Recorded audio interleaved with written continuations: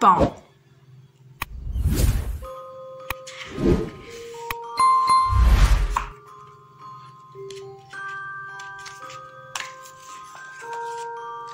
Tous les soirs, Wendy raconte à ses deux jeunes frères, Jean et Michel, les aventures fantastiques de Peter Pan, un jeune garçon qui ne grandit jamais.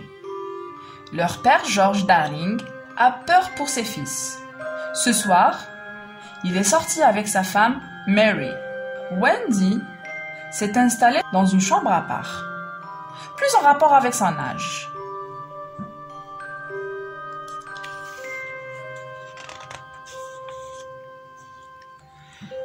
Monsieur Darling ne croit pas à l'existence de Peter Pan, mais Wendy en est convaincue car elle en a une preuve. Peter a abandonné son ombre alors qu'il était poursuivi par Nounou. À peine les parents sont-ils sortis et les enfants endormis que Peter et la fée Clochette pénètrent dans la chambre à la recherche de l'ombre perdue et finissent par réveiller les enfants.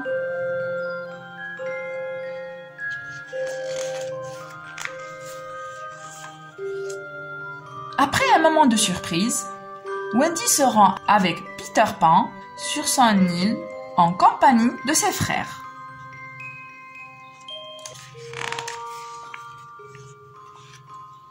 Grâce à la poussière de fée produite par Clochette, la petite troupe s'envole vers le monde imaginaire en passant par la deuxième étoile au fond du ciel.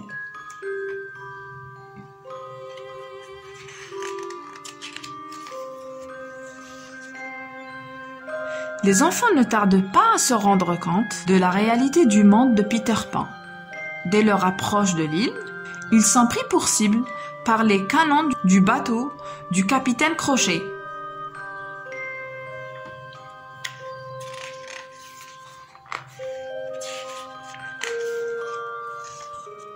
Depuis que Peter lui a coupé une main, l'infâme pirate lui veut la mort. Peter Pan confie ses invités à Clochette et il reste seul pour affronter le pirate. Heureusement, il les sauve de l'embuscade. Finalement, après une grande aventure.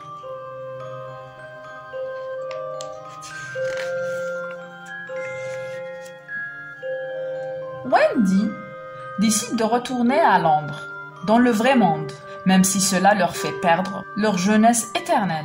Revenus à la maison, les parents Darling se rendent dans la chambre de leurs enfants. Si les deux garçons sont profondément endormis dans leur lit, Wendy s'est endormie au pied de la fenêtre.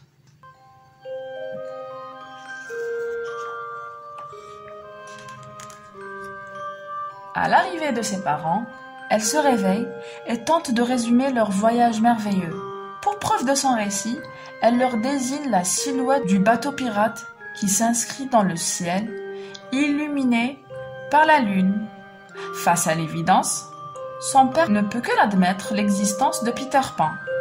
Il avoue également avoir déjà vu ce bateau volant, il y a bien longtemps, alors qu'il n'était encore qu'un jeune enfant.